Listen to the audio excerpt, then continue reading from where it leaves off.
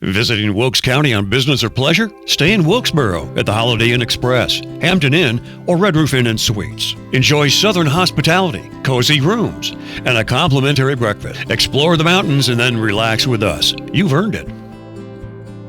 Closed captions for this episode of Life in Wilkes is brought to you by Deal Insurance Agency in Wilkesboro, an award-winning, experienced, family-owned and operated agency with service and coverage that goes above and beyond expectations. Join us on a captivating journey as we explore the charm, history, and vibrant culture of Wilkes County. Discover the hidden gems, inspiring stories, and remarkable people that make Wilkes a place worth knowing and celebrating. Join us now and experience the unique essence of Life in Wilkes.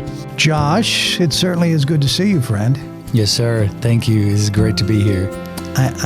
Because I love you saying your name and what you do. I wanted you to make that introduction. Let people know who you are and what you do. So my name is Josh Paul with Anchor Ridge. I'm the founder and president of Anchor Ridge over here in North Wilkesboro. And basically what we do is help the children of the Appalachian Mountains year-round throughout Western North Carolina, of course, Kentucky, West Virginia, Tennessee, and Virginia, and just making sure those families have the supplies they need on an ongoing basis, and really just trying to bring hope to people. I just think that's so big. That's such a big thing to do.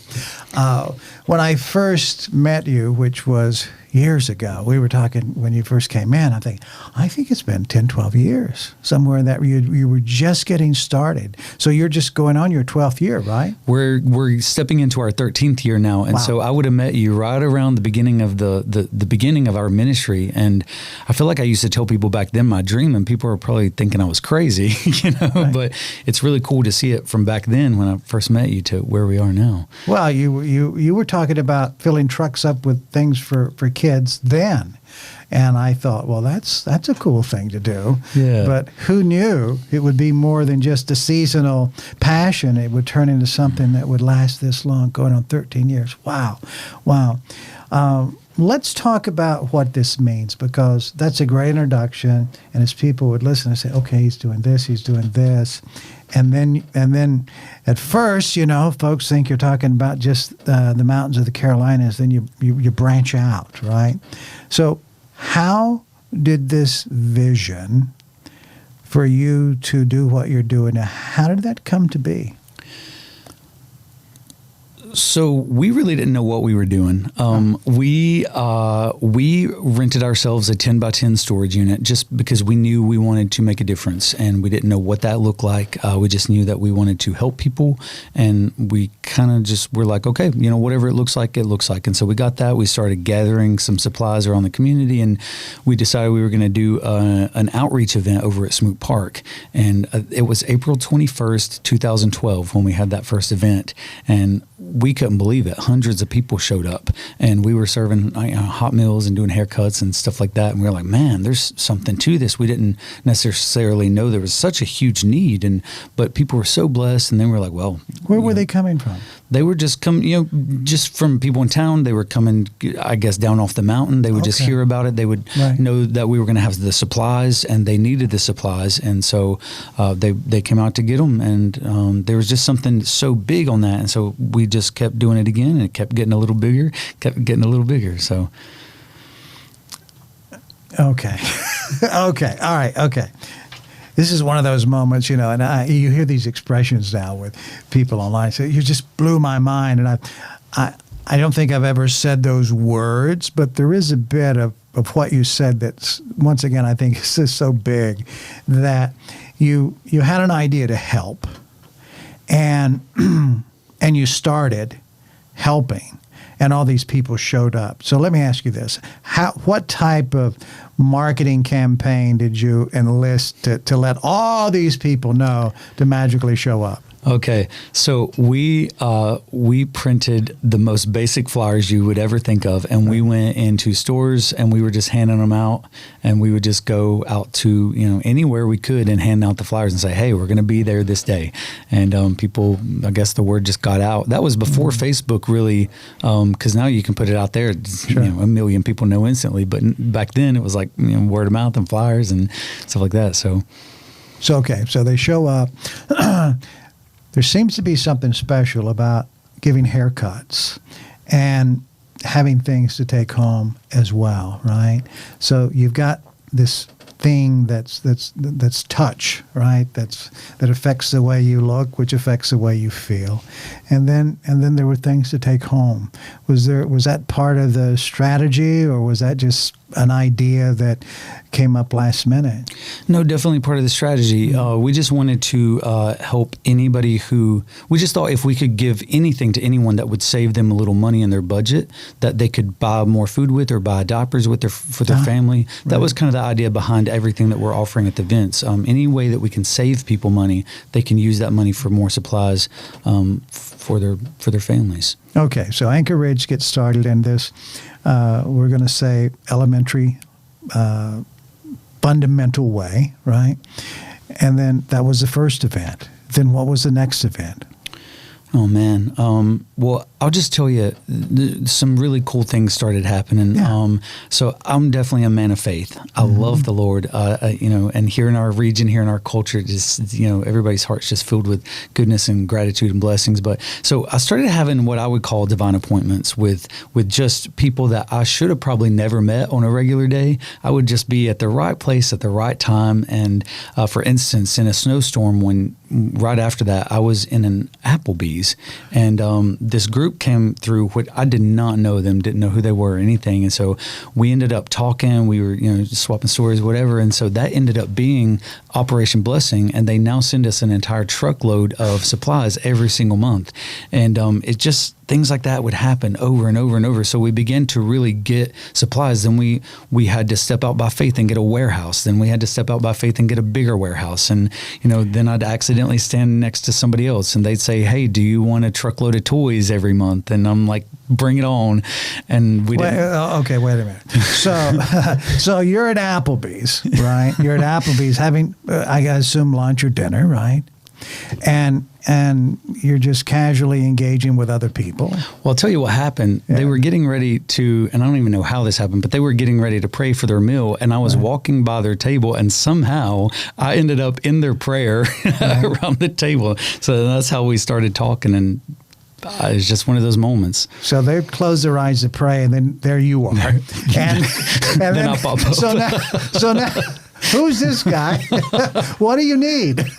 Okay, all right. So once again, you did not know they were going to be there. They didn't know who you were.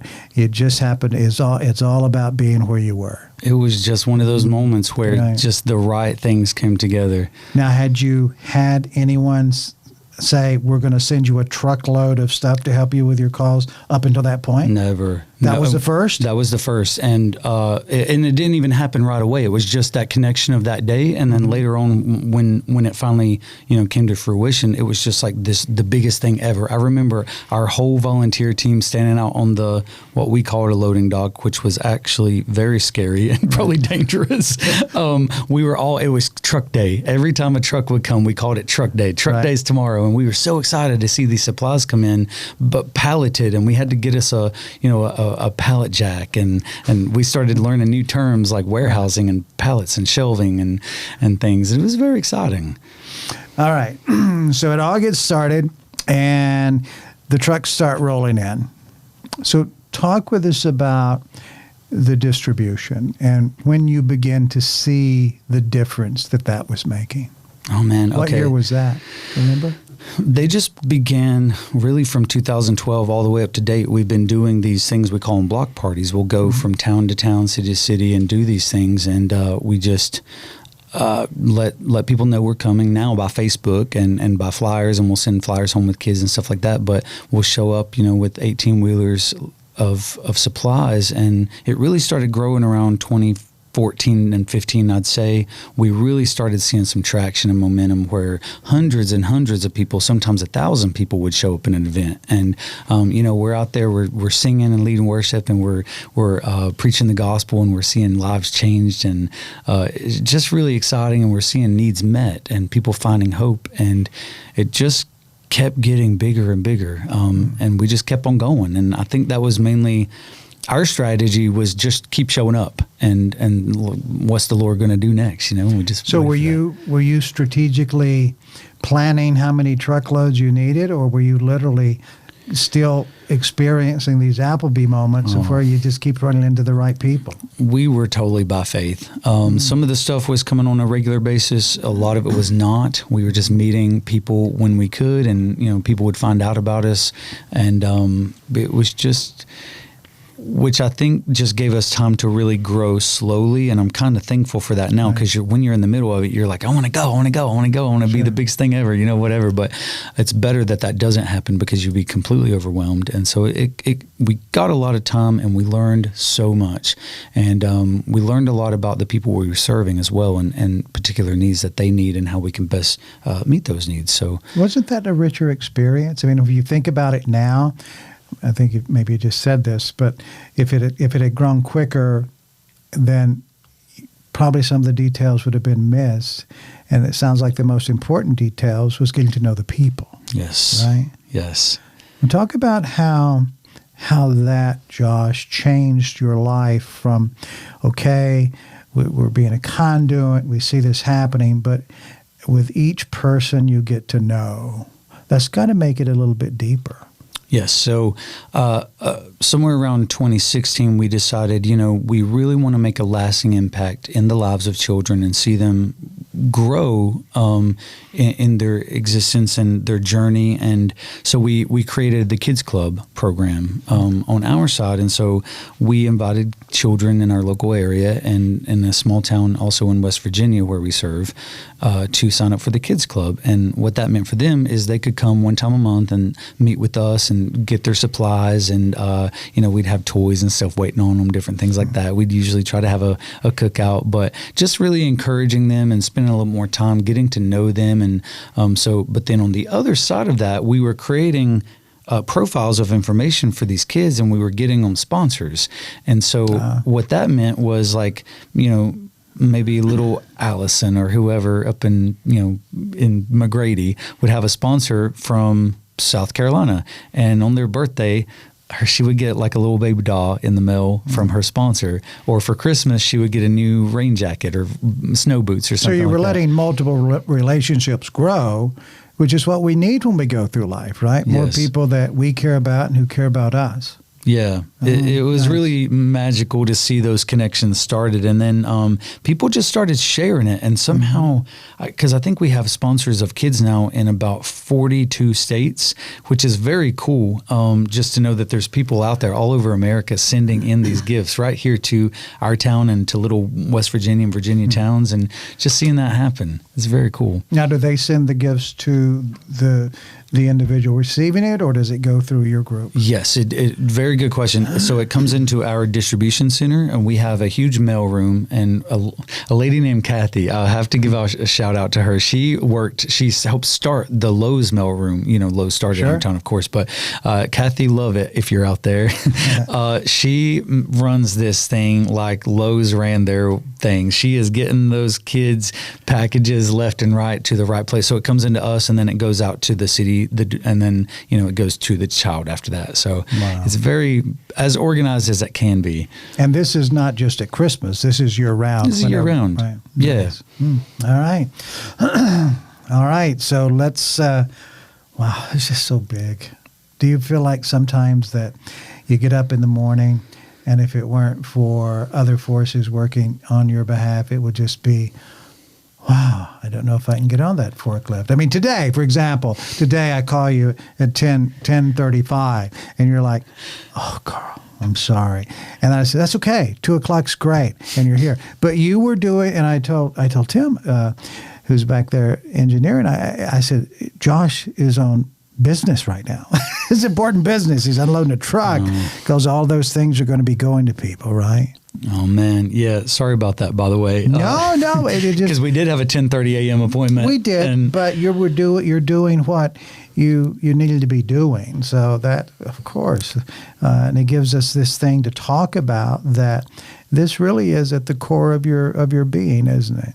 I love it. There's sometimes you do feel very tired, and sometimes that can lead to feelings of like, maybe this is a little overwhelming, but then, you get a good night's rest and then you're okay. How does your family deal with it? So I'm still single for now. Okay. And which is probably a big reason why I'm still single. Right. But I do have some prospects out, Right. and I feel like the Lord's going to take care of me on that. But it's a balance. It's definitely a life balance, and just making sure that, especially because I don't mind working from 7 a.m. to 1 a.m. But it is a balance for the other people who do have families and have kids, and it's just trying to balance it all. Right. Well, everybody's called for a different purpose, right? You've got a different mission. So, tell us where you are now as an organization, and if that of your journey, is that what has uniquely qualified and positioned your organization to be of such help, and what has to be one of the most traumatizing natural disasters that this part of the Carolinas may have ever seen? So we have grown tremendously as an organization, and so given that, when the hurricane first hit, we were able to be some of the first trucks with wheels rolling into some of these areas to get the disaster relief supplies out, which I was very glad to be. And I looked at our staff, I said, I'm willing to empty out our entire warehouse for these people, because what has just happened is one of the biggest things that's ever happened in North Carolina. And we started emptying shelves, we started sending it out by the truckloads, and then word got out that we were doing that, and people started lining up in our parking lot with church vans and U-Hauls and trailers saying, hey, where can you send us? Send me. I want to pack my SUV. I want to pack my car.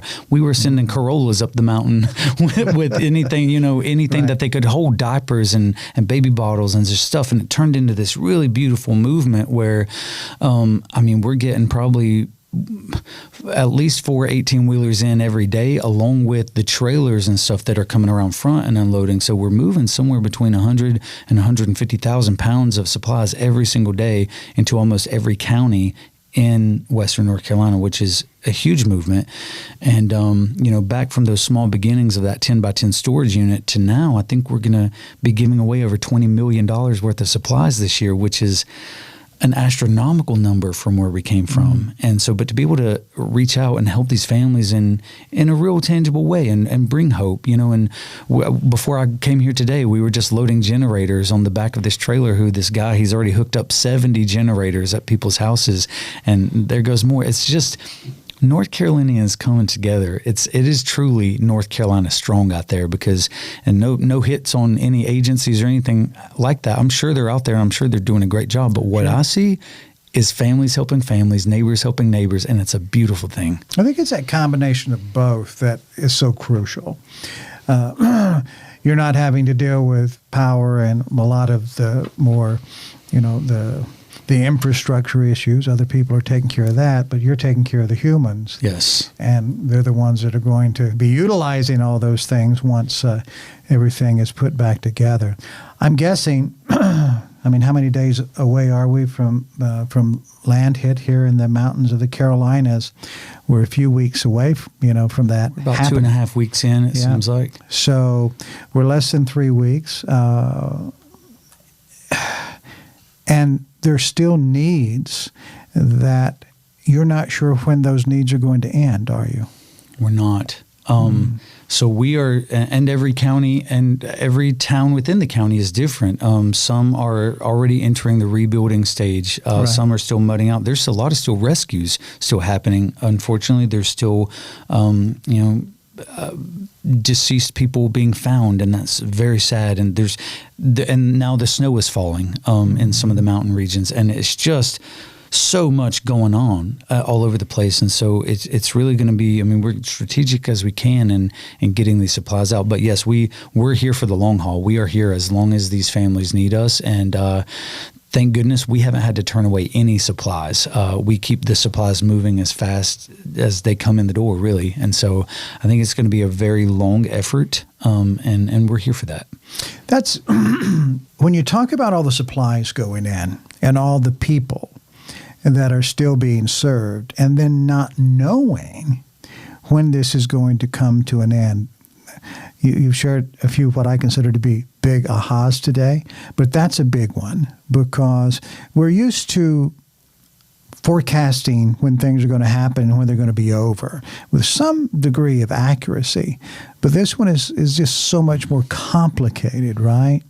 So how are you looking at it? How are you lending support to people when there is that reality of you're doing a lot of things, but you can't give everybody a house. You can't get power. You can send generators, but you can't get the power lines in. You can't get the infrastructure.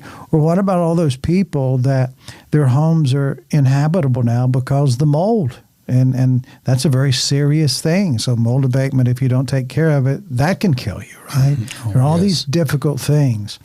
And they're heavy, right? They're heavy things. What are you doing to help bring some comfort on that level? Or is there comfort on that level? I think there is. What's been really encouraging is we've had teams coming from, Indiana, Ohio, Iowa, Georgia, Ohio, Pennsylvania, everywhere, all up and down the East Coast and really everywhere. But wanting to do these things. And so I'm trying to stay in my lane and do the best that I can to get the emergency supplies out.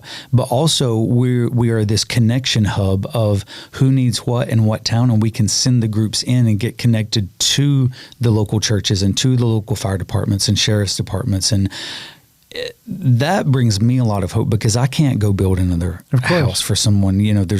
We all need to do our jobs. And so, but I feel really good about that. We're able to connect. I was just in the parking lot out here talking about a group of 12 people coming down in the morning from Michigan, and they want a place to be plugged in and start the rebuild process. And so I feel like there's a lot of hope there. And you're right. We can't do it all. We can supply a generator, but some of these people, they're going to have no power for 3 to 6 months, they're saying, in some of these places. Once again, it's one of those things that's hard to understand. How can we, in today's society, when we can do almost anything, how can it be 3 to 4 to 6 months before somebody's home could be rebuilt?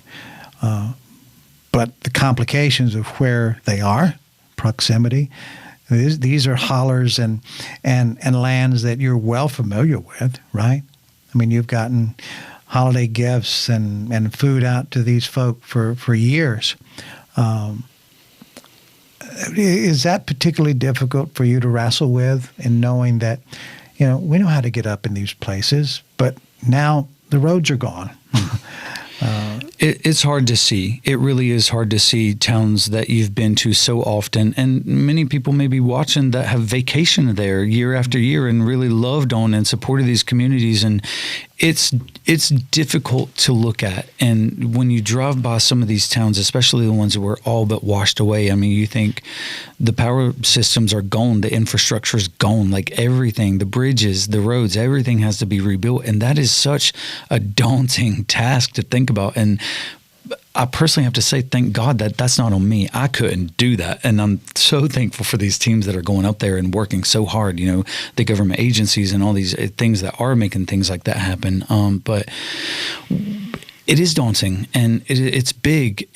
And you see these houses and they're gone and they're wondering, well, where are we going to raise our kids? Where are we going to sleep? Where are we going to eat? And it's not just a month fix or a 6 month or maybe even a year fix. It's going to be a long-term rebuild here. So we've got this challenge ahead, and of course, we will tackle these things because that's what we humans do. We tackle and we move forward. Let's talk about another part of just the spirit of humanity, and Christmas is coming up.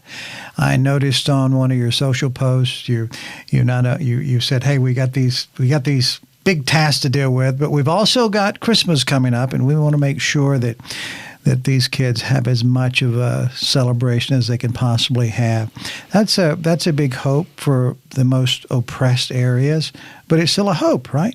Yes. And I think it just brings joy and especially laughter to kids. And maybe just for a moment, they're able to escape that reality, if you will, and just get into a moment of the season and enjoying that. And I'm very excited about it. It's going to be a massive undertaking. And I know there's going to be a lot of people on board with this other than just Anchor Ridge. I know there's going to be a lot of Christmas going on, but I'm very excited about it personally because we get to see it every year, and this is going to be on a scale like we have never done it before. I mean, this is going to be thousands and thousands and thousands of presents and children and families, and it's going to be a massive undertaking, but I'm very excited about it. And I'm very excited also because I see already everybody coming together and everything that we've already been able to accomplish. So I have no doubt in my mind this is going to be one of the most Merry Christmases some of these people have ever seen. Oh, that's wonderful. I don't doubt that from the people in the Carolinas and our surrounding states, because folks here really do care. Mm. I think probably people inherently care all over the world, but there's some folks that just do it a little bit more aggressively. Yes. Right? I mean, you have to admit you've witnessed that. But the very definition of how this all started for you years ago, it was, meeting people and kindness, and the next thing you know, things start to grow. It is. Well, and that's been one of the things that sticks out in my mind when I'm actually out on the road, and I love being able to go and visit these towns and make connections. The Creston Volunteer Fire Department, for example. I don't know if you've ever been over there. It's a very small town on the other side. It's almost right on the Kentucky line, Virginia or North Carolina, Tennessee, Yes. And it's right there just next to the line, and they are tucked so far back in there, and he's got his little table set up just kind of like this right outside the fire department, and he's just running the best way he can. And I just thought to myself, I have stepped back in time. I'm like in Andy Griffithville right now, right. And these people, they've got their side-by-sides. They are cooking hot meals on the grill. They're cooking them, taking up the mountain, the meals, and it's just love. Just people serving people. It's just beautiful. Mm. What could be better than that? Does it take a difficult time to bring out the best of us? Why can't we do that all the time? That's been one of the things I've been thinking about lately. And I look around and I think, maybe America is not as divided as some people say we are. Because I think what you're saying is humans are inherently good, and we all want love, and we all want to give love. And sometimes, unfortunately, I guess maybe it does take things like this for us to realize it. But we saw this with 9/11. Yes. We saw patriotism have a rebound when something terrible happened that brought everyone together and awe and disbelief, but then also a sense of togetherness.